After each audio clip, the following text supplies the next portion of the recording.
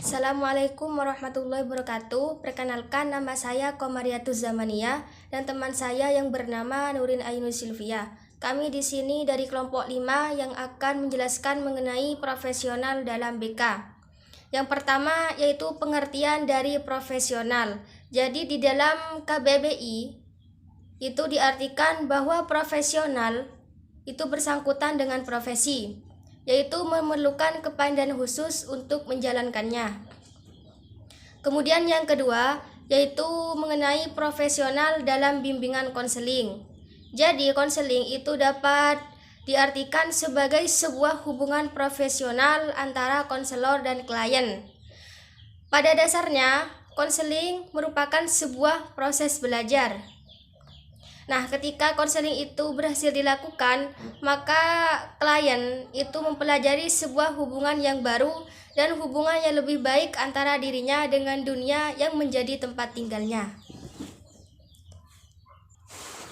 Menjadi seorang konselor itu memiliki beberapa syarat. Yang pertama yaitu memiliki latar belakang pendidikan yang berkaitan dengan konseling dan juga mengikuti program profesi yang diselenggarakan oleh universitas. Kemudian syarat yang kedua yaitu konselor hendaklah orang yang beragama dan mengamalkannya dengan baik, keimanan dan ketakwaan sesuai dengan agama yang dianutinya. Kemudian syarat yang terakhir yaitu konselor sedapat-dapatnya mampu mentransfer kaidah agama secara garis besar yang relevan dengan masalah klien.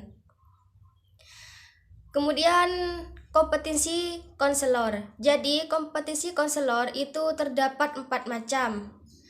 Kompetensi yang pertama yaitu kompetensi pedagogik, kemudian kompetensi yang kedua yaitu kepribadian, kemudian kompetensi yang ketiga yaitu sosial, kemudian yang terakhir yaitu kompetensi profesional.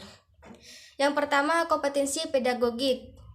Jadi kompetensi pedagogik itu di dalamnya terdapat beberapa hal. Yang pertama yaitu menguasai teori dan praktik pendidikan. Kemudian yang kedua yaitu mengaplikasikan perkembangan fisiologis dan psikologis serta perilaku konseling. Kemudian yang terakhir yaitu menguasai esensi pelayanan bimbingan dan konseling dalam jalur jenis dan jenjang satuan pendidikan. Yang kedua yaitu kompetensi kepribadian. Kompetensi kepribadian sebagai berikut. Baiklah, saya akan melanjutkan poin yang C, usaha-usaha untuk meningkatkan profesionalisasi bimbingan dan konseling. Keberadaan layanan bimbingan dan konseling di sekolah telah menempuh rentang perjalanan sejarah yang panjang dan memiliki legalitas yang kuat. Terbukti telah diterbitkannya berbagai undang-undang. Namun, bimbingan dan konseling di Indonesia sering mendapatkan apresiasi yang tidak bagus. Kenyataannya, lapangan para guru BK banyak mendapatkan sorotan dan kritikan.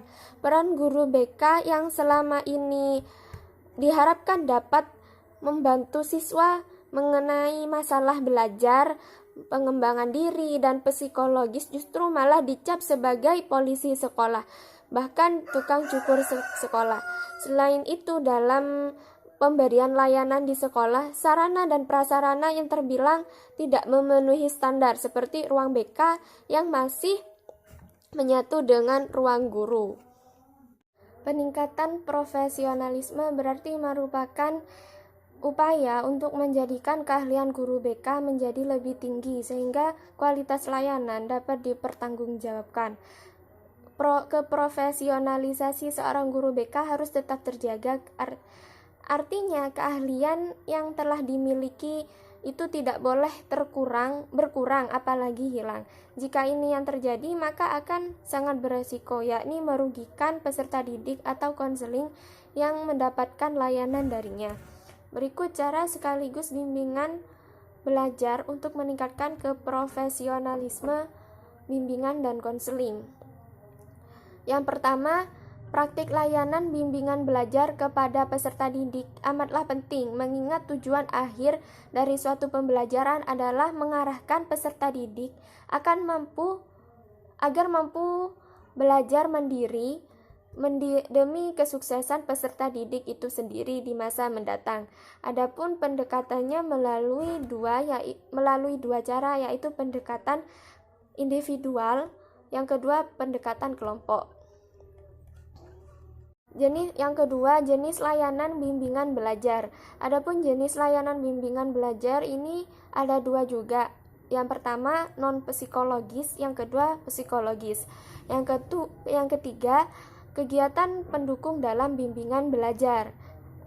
Kegiatan pendukung dalam bimbingan belajar yaitu aplikasi, instrumentasi, himpunan, data konferensi, kasus kunjungan rumah, dan alih tangan kasus. Yang keempat, materi layanan bimbingan belajar. Materi layanan bimbingan belajar di sini antara lain peningkatan motivasi belajar siswa, terus peningkatan keterampilan belajar. Yang kelima, tindak lanjut layanan bimbingan belajar. Di sini konselor harus memberikan bimbingan atau tuntunan kepada klien sesuai dengan masalah yang dihadapi klien. Kemudian konselor harus memberikan nasihat dengan cara atau bantuan klien untuk membantu klien agar dapat menyelesaikan masalah tersebut. Mungkin cukup sekian presentasi dari saya, kurang lebihnya mohon maaf. Wassalamualaikum warahmatullahi wabarakatuh.